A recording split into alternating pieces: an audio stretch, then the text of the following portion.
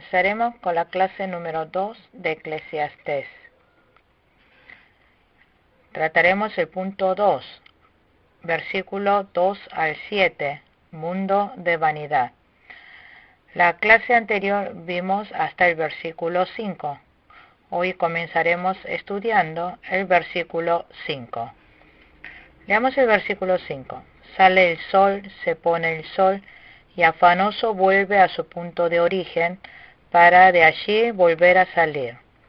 El predicador está diciendo que el mundo es vano, es absurdo. Vano, absurdo, en hebreo es hebel, que significa aliento, respiración. Tanto el aliento como la respiración desaparece, sale. Por eso el predicador confiesa que todas las cosas del mundo es vano, porque una generación se va y una generación viene. Significa que cambia muy rápido el tiempo. Por eso, en el versículo 5, habla comparando con el sol. Vemos una vez más el versículo 5. Sale el sol, se pone el sol, y afanoso vuelve a su punto de origen, para de allí volver a salir. Compara con el principio de la salida y el ponerse del sol con generación que va y viene. El sol se pasa rápido. Significa que el sol sale y vuelve rápido al punto de origen. También lo compara con el principio del viento. Versículo 6. Dirigiéndose al sur o girando hacia el norte, sin cesar va girando el viento para de nuevo volver a girar. El viento también se pasa rápido, pero muy rápido. Como nuestra generación viene y se va así de rápido como el pasar del viento. También comparó con el principio del río. Versículo 7. Todos los ríos van a dar al mar, pero el mar jamás se sacía. A su punto de origen vuelven los ríos, para de allí volver a fluir. El río también se va al mar, pero va tan rápido. Parece que el río hizo una cita con el mar. El río marcha tan rápidamente que no se puede atrapar. El mar no es que lo desee, pero el río fluye tan rápidamente. Así la creación de Dios se mueve y marcha. El río, aunque pase así de rápido, ¿podrá llenar el mar? No se puede llenar. Aún así, los ríos se dirigen apresuradamente hacia el mar. Nuestra vida también se pasa así de rápidamente. Nosotros deseamos atrapar el tiempo,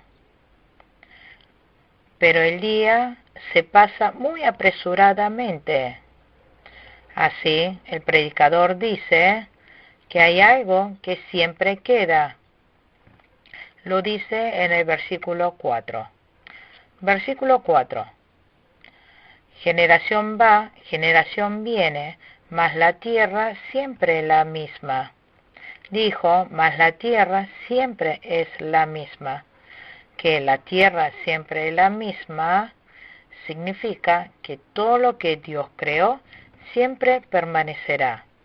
La base de todo lo que Dios creó permanece siempre. La tierra que Enoc pisó sigue estando allí.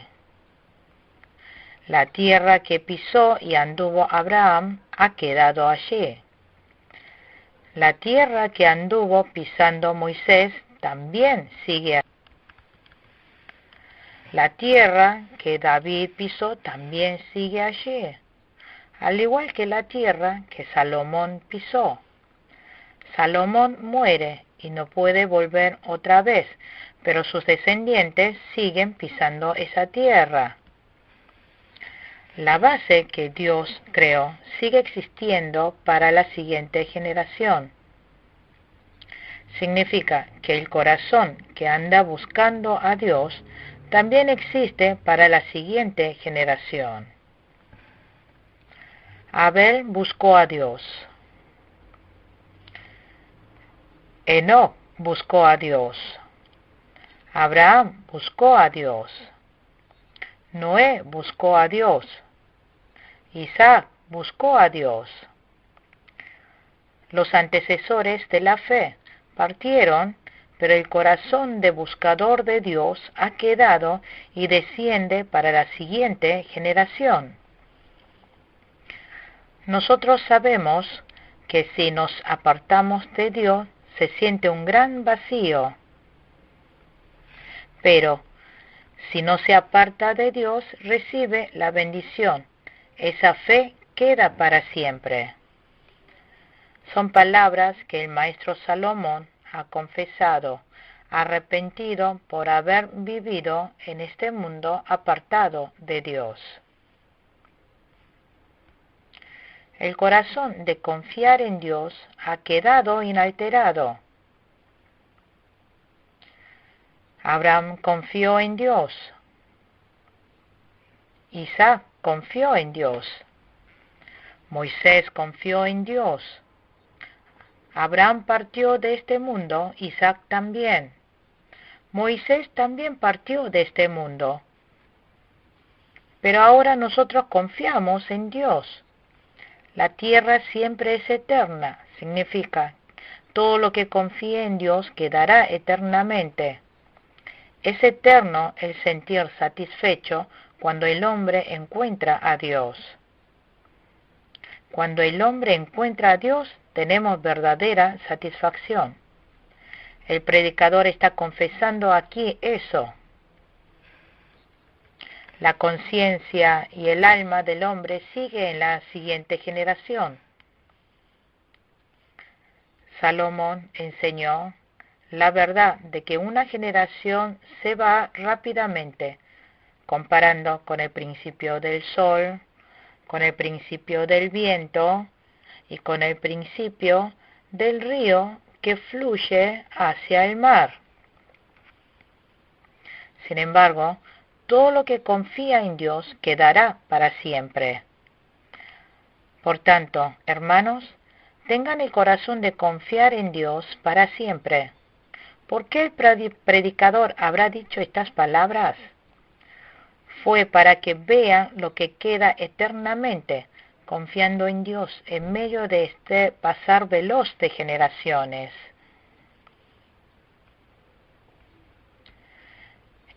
Es nuestra una sola vida, la que pasa como el sol, el viento y como el río que va para el mar. Por eso, nosotros debemos solamente confiar en Dios.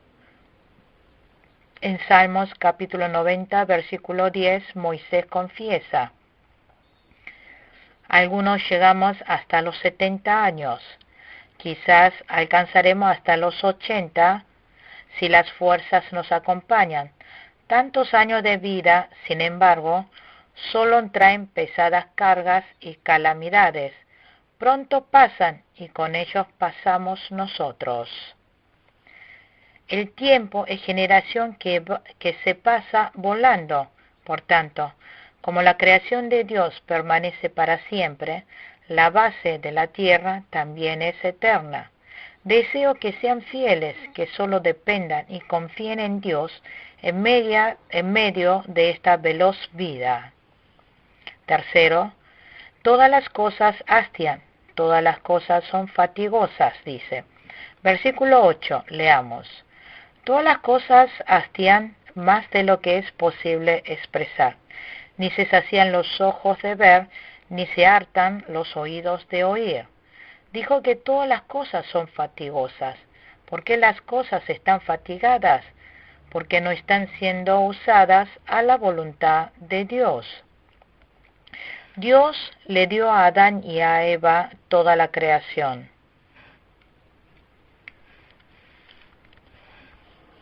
Pero Eva fue engañado por el diablo y por egoísmo comió del fruto prohibido del árbol del bien y el mal. Por consecuencia del pecado y perdición de la humanidad, este mundo se ha fatigado. La tierra produjo cardos y espinas.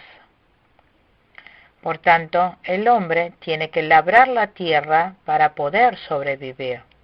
En Génesis capítulo 3, versículos 17 y 18 dice: Al hombre le dijo: por cuanto le hiciste caso a tu mujer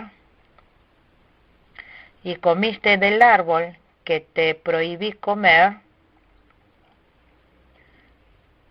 maldita será la tierra por tu culpa. Con penosos trabajos comerás de ella todos los días de tu vida. La tierra te producirá cardos y espinas, y comerás hierbas silvestres. ¿Por qué la tierra produjo cardos y espinas? ¿Y por qué el hombre tuvo que labrar la tierra? ¿Por qué se fatiga?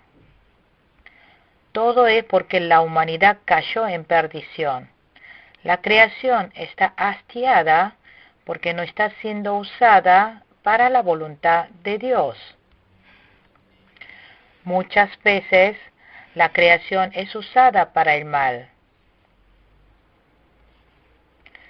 La corrupción de la humanidad y su codicia causa daño a los bosques y todas las cosas en este mundo.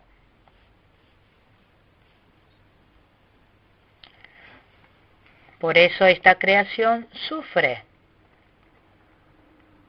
En este año, en una región, nevó muy fuertemente. Fue una nevada peculiar. Y en otra región, el agua fría se convirtió en caliente, que hasta peces de aguas cálidas habitan allí.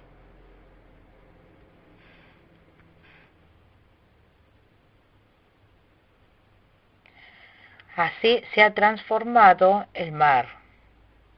Los árboles también están transformándose. ¿Por qué suceden estas cosas? Es porque la gente, como quiere vivir cómodamente, no cuida la creación usando a la voluntad de Dios, sino que lo usan para desarrollar a su antojo y llenar su ambición. La gente ha perjudicado el bosque. Por eso, ahora por consecuencia de eso, toda la naturaleza ha quedado fatigada. La creación ha quedado hastiada. Por eso la naturaleza no está regresando a su curso natural. Como resultado, nieva mucho y llueve mucho. Se presentan fenómenos extraños. ¿Por qué la creación se ha fatigado? En el versículo 8 dijo: ni se sacían los ojos de ver. También dijo: ni se hartan los oídos de oír. Porque el hombre, para vivir más cómodamente, está causando daño a la naturaleza. Por tanto, en Romanos capítulo 8, versículo 19 al 23, dijo que la naturaleza gime. En Proverbios capítulo 27, versículo 20, dijo: el sepulcro, la muerte y los ojos del hombre jamás se dan por satisfechos. Porque el hombre, al querer llenar con lo que satisface y no llega a hacerlo, al final la creación queda agotada. Entonces, ¿qué podemos hacer para que esta creación no esté fatigada? Si nosotros recibimos bien la guía de Dios, no nos agotaremos. Es decir, cuando la creación es usada como Dios quiere, no estará fatigada. Entonces, la creación también nos brindará buenas cosas. La creación no se hastiará cuando nosotros lo usamos bien para la voluntad de Dios. Cuando la creación sea usada para la gloria de Dios, entonces no estará fatigada. Por eso en Isaías capítulo 40, versículo 30, dice, aún los jóvenes se cansan, se fatigan, y los muchachos tropiezan y caen, pero los que confían en Jehová renovarán sus fuerzas. Correrán y no se fatigarán, caminarán y no se cansarán. Cuando es usado según la voluntad de Dios, Dios derramará gracia que ya no habrá más cansancio. En Isaías capítulo 40, versículo 30 y 31 dijo, aún los jóvenes se cansan, se fatigan, y los muchachos tropiezan y caen. Pero los que confían en Jehová renovarán sus fuerzas. Volarán como las águilas y correrán y no se fatigarán, caminarán y no se cansarán. Si la creación es usada como Dios quiere, tendremos nuevas fuerzas y no estaremos cansados. Este predicador tuvo una vida fatigada y cansada porque no vivió según la voluntad de Dios. En 1 Corintios capítulo 3, versículo 21 dice, por lo tanto, que nadie base su orgullo en el hombre, al fin y al cabo, todo es de ustedes.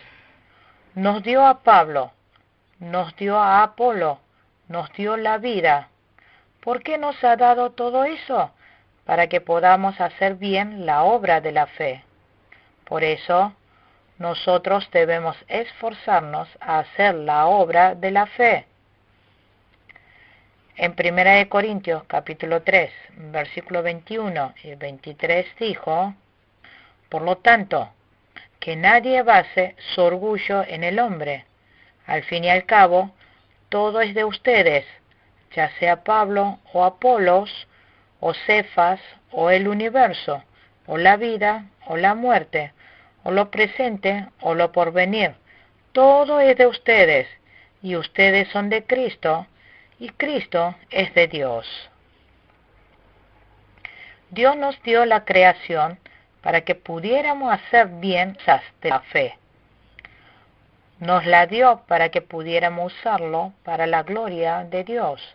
En 1 Corintios capítulo 10, versículo 31 dijo, ya sea que coman o beban, o hagan cualquier otra cosa, háganlo todo para la gloria de Dios. Entonces no estaremos fatigados. La creación también marchará ordenadamente.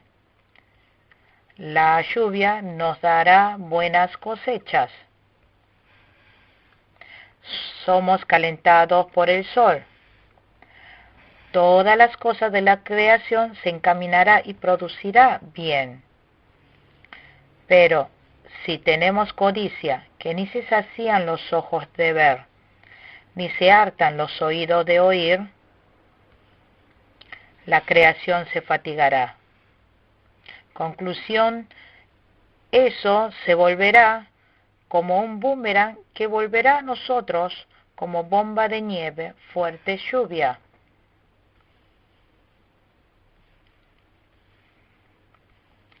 Por tanto, nosotros debemos dejar nuestra codicia y estar satisfechos con lo que tenemos. En Santiago capítulo 1, versículo 15 dijo, cuando el deseo ha concebido, engendra el pecado, y el pecado, una vez que ha sido consumado, da a luz la muerte. Amados hermanos, desechemos el egoísmo. Un perrito ha mordido un hueso, y ese perrito tuvo que cruzar el arroyo. El perrito estaba cruzando por un puente de madera, y el perrito, a mitad del camino, miró hacia el arroyo. Allí vio que un perrito igual a él tenía mordido el mismo hueso. Este perrito tuvo codicia. Dijo, yo le voy a quitar hasta ese hueso. Y ladró. ¿Qué habrá pasado en ese momento? El hueso que tenía en su hocico cayó al río y se fue. No debemos tener codicia. Cuarto, la transformación sin nada nuevo. Este mundo parece estar cambiando, pero en verdad nada cambia. Pareciese que algo nuevo viene, pero es lo que hubo siempre.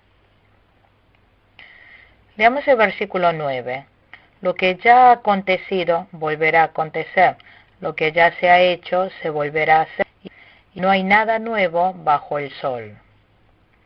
Dijo, lo que ya ha acontecido volverá a acontecer. En el tiempo de Enoc hubo viento, también lluvia, también hubo aire, también hubo flores. Todo esto también hubo en el tiempo de Abraham. En el tiempo de Abraham, ¿habrá aparecido flores nuevas? Lo que hubo en el tiempo de Abraham, también hubo en el tiempo de Moisés. ¿Las flores que hubo en el tiempo de Moisés eran nuevas flores? No. Dijo, lo que ya ha acontecido volverá a acontecer. También dijo, lo que ya se ha hecho se volverá a hacer. En el tiempo de Abraham adoraron a Dios. Adoraron a Dios en ese tiempo. En el tiempo de Salomón también adoraron a Dios. Entonces, ¿la adoración a Dios en el tiempo de Salomón era algo nuevo? Y no hay nada nuevo bajo el sol. Lo único que hicimos fue heredar lo que hubo anteriormente. En el versículo 10, leamos el versículo 10. Hay quien llega a decir, mira que esto sí es una novedad, pero eso ya existía desde siempre, entre aquellos que nos precedieron. Dice que no hay nada nuevo bajo el sol. Significa que está viviendo todo lo que existió desde antes. El mal ya existió desde antes. El mal que tuvo Caín también existe hoy. Ismael molestó al pequeño Isaac. El mal que tuvo Caín lo tiene Ismael. El mal de Ismael ya existía desde antes.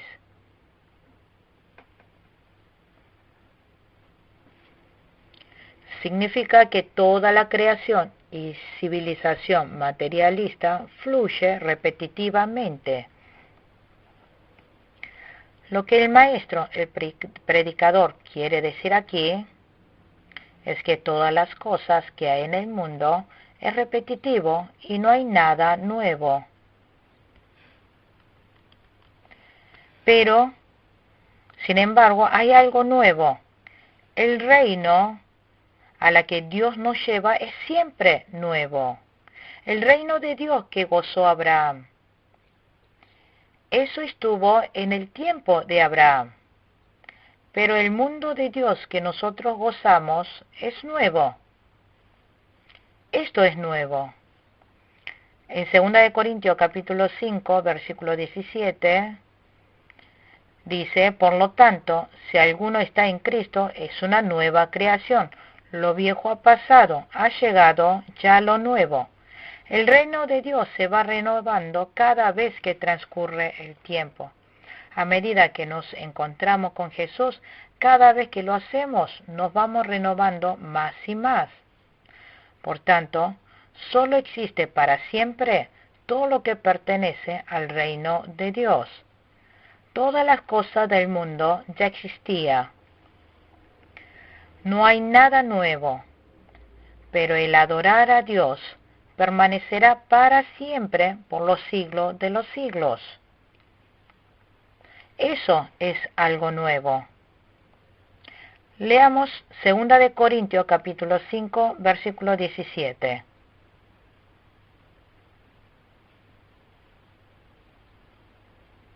Por lo tanto,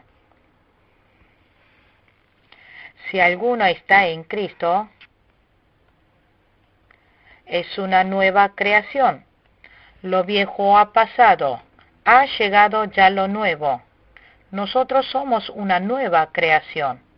Lo que el predicador está confesando es que las cosas del mundo ya no volverán. Se repite una y otra vez. Pero solamente lo que Dios es algo nuevo. Nosotros renovado. De lo santo a lo santo. De lo puro a más puro. De la oscuridad a la luz. Este es el reino de Dios. Versículo 11. Nadie se acuerda de los hombres primeros, como nadie se acordará de los últimos. No habrá memoria de ellos, entre los que habrán de sucedernos. Nadie se acuerda de los sucesos de generaciones pasadas. Tampoco hay memoria de lo que habrán de sucedernos. Tampoco habrá memoria de lo que han pasado. Pero el reino de Dios siempre es nuevo. No debemos pedir a las personas del mundo que se acuerden de nosotros y esperar eso. Quinto punto principal, versículo 12 al 18.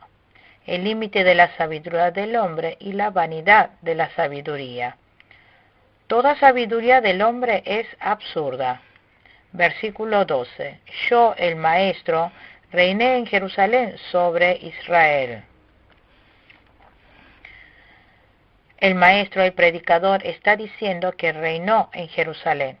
Hay algo que él investigó. Versículo 13.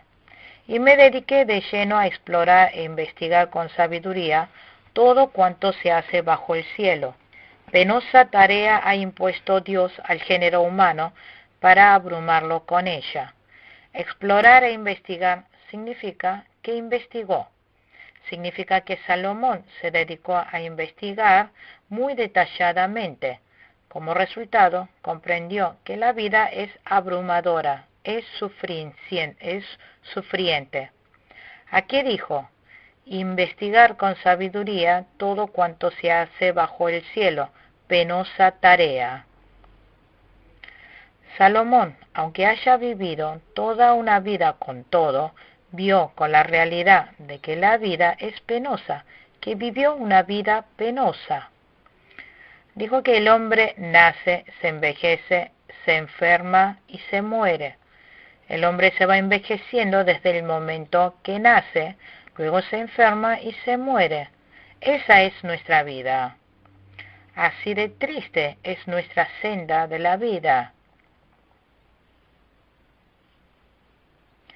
Moisés en Salmos capítulo 90, versículo 10 dijo, tantos años de vida, sin embargo, traen pesadas cargas y calamidades. ¿Por qué el predicador nos está enseñando esto? Porque el predicador, el maestro, recibió la sabiduría de Dios. Vimos que el significado del predicador es reunir en asamblea. ¿Cuál es el propósito de que reúnan a muchas personas en asamblea y les enseñe acerca de la sabiduría? Para que no vivan una vida vana, teniendo que vivir en este mundo. Como la tierra que Dios creó, permanece para siempre, nosotros debemos vivir para Dios. Debemos entregar todo a Dios. Esto es la conclusión de la investigación como rey en Jerusalén.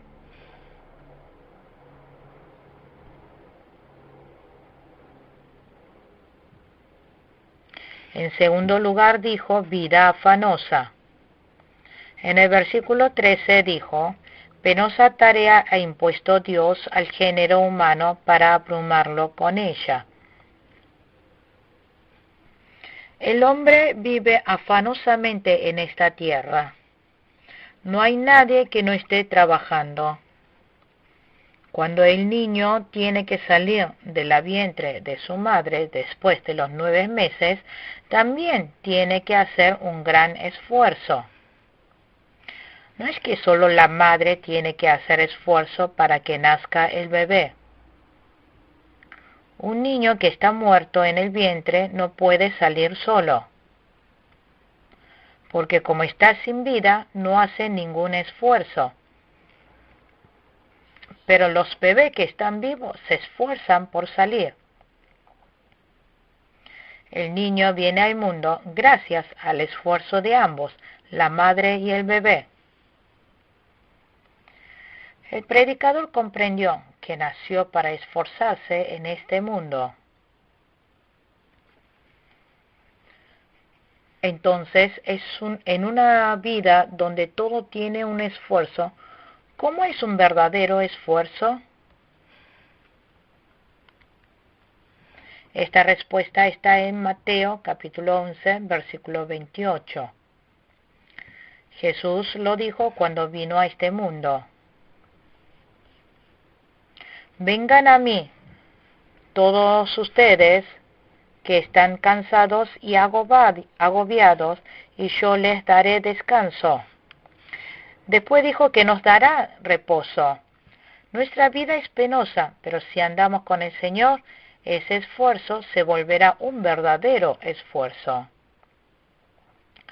En Mateo capítulo 11, versículo 28 al 30 dijo, vengan a mí todos ustedes que están cansados y agobiados, y yo les daré descanso.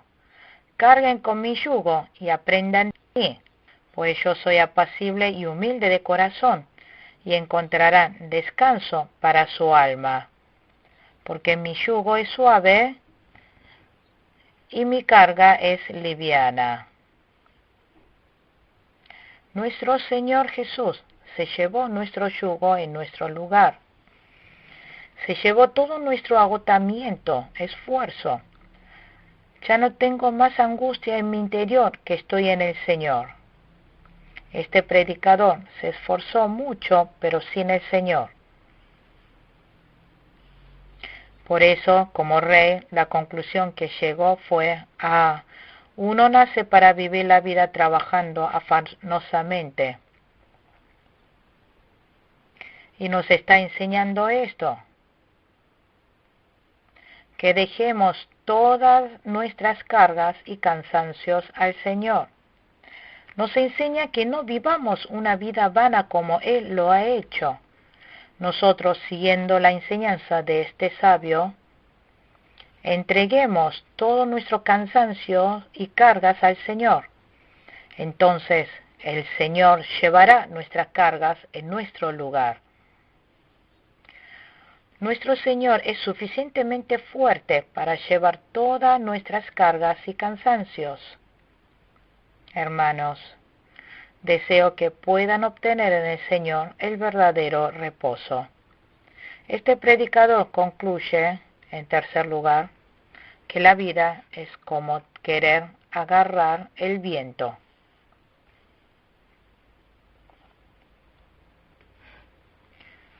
Versículo 14. Y he observado todo cuanto se hace en esta vida, y todo ello es absurdo, es correr tras el viento. Dijo, y he observado todo cuanto se hace en esta vida, y todo ello es absurdo, es correr tras el viento. ¿Podemos agarrar el viento? Es imposible agarrarlo. Significa que nuestra vida es como querer atrapar el viento. En Salmo 127, versículo 1 dice, si el Señor no edifica la casa, en vano se esfuerzan los albañiles. Si el Señor no cuida la ciudad, en vano hacen guardia los vigilantes. Dijo, en vano madrugan ustedes y si se acuestan muy tarde para comer un pan de fatigas. Pero Dios concede el sueño a sus amados. Aunque el hombre se esfuerce mucho, es como correr tras el viento. Todo es absurdo. Querer levantar muchas casas también es como correr tras el viento. Hubo una anciana que venía a la iglesia. Construyeron una casa en su terreno. Su marido no era tan fiel creyente. El marido se esforzó en construir la casa. Pero después de que terminó de construir, se cansó tanto que perdió la vida. Cuando el marido se enfermó, ella fue tentada por gente de pseudo religión.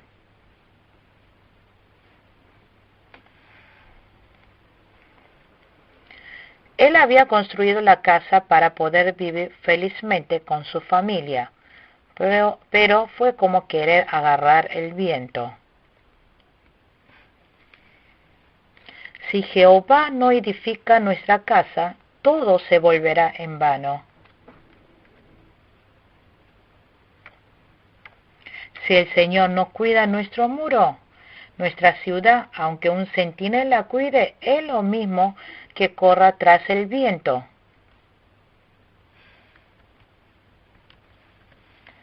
Hubo un gran suceso el 11 de septiembre de 2001.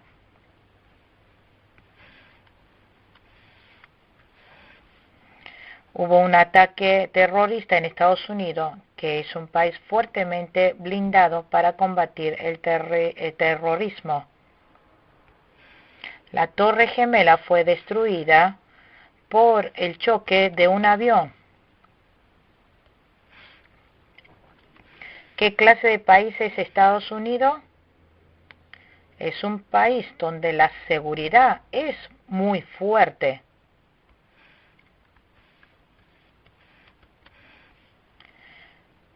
Pero si como Dios no cuida, no sirve de nada la solidez del centinela. Salomón, después de haber investigado en Jerusalén, llegó a la conclusión de que todo es vano y es como correr tras el viento. Dios nos tiene que cuidar para que todo salga bien. El hombre se despierta temprano y se acuesta tarde por la noche, come del pan del esfuerzo, pero todo es como correr tras el viento. Dijo que Dios le da sueño. Nuestra vida es así, como la que queremos agarrar el viento. El predicador, siendo rey en Jerusalén, después de haber investigado, llega a la conclusión y lo ha escrito.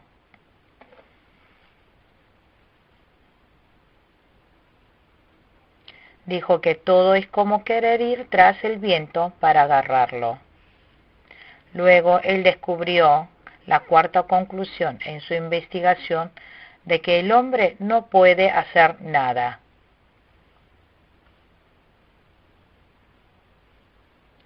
Versículo 15, leamos. Ni se puede enderezar lo torcido, ni se puede contar lo que falta. El hombre no puede enderezar lo que se ha torcido. Aquí dijo lo que falta. Esto significa que no se puede contar lo que no hay. Hay muchas estrellas en el cielo.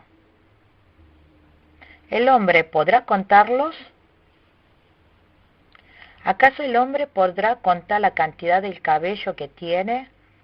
Nosotros no podemos saber exactamente cuánta cantidad de cabellos tenemos. El predicador había comprendido muy bien, pero la gente quiere enderezar lo que está torcido. se esfuerza mucho por querer ser presidente, persona incapacitada para tal puesto. Él nunca podrá llegar a ser presidente. Nosotros, aunque querramos contar la cantidad de las estrellas, no lo podemos hacer. Esta es la conclusión de la vida. Yo no puedo hacer.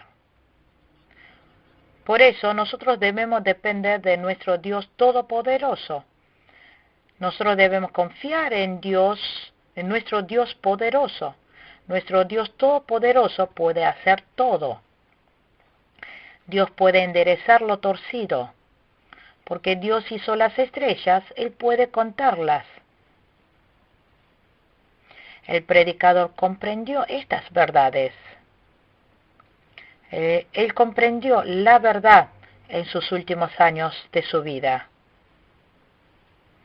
Nosotros también, reconociendo que somos incapaces, debemos esperar y confiar en el Dios Todopoderoso. ¿Qué clase de persona había sido el apóstol Pablo antes? Nadie podía igualar su fervor. Por eso Pablo persiguió a los cristianos. Él se encontró con Jesús en su camino a Damasco. Después de eso comprendió. Él dijo que era el más pequeño de todos los creyentes y el más pequeño de entre los apóstoles. También comprendió que era el peor pecador entre los pecadores. En 1 Corintios capítulo 15, versículo 9, hizo esta confesión. Admito que yo soy el más insignificante de los apóstoles y que ni siquiera merezco ser llamado apóstol, porque perseguí a la iglesia de Dios. Pero por la gracia de Dios soy lo que soy, y la gracia que Él me concedió no fue infructuosa.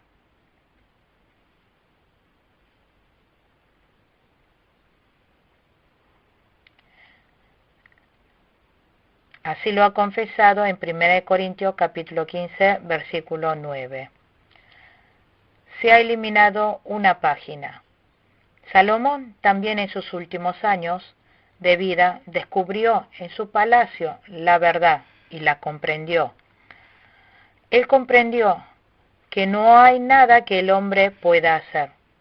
No puede enderezar algo que está torcido, tampoco contar la cantidad de las estrellas del cielo.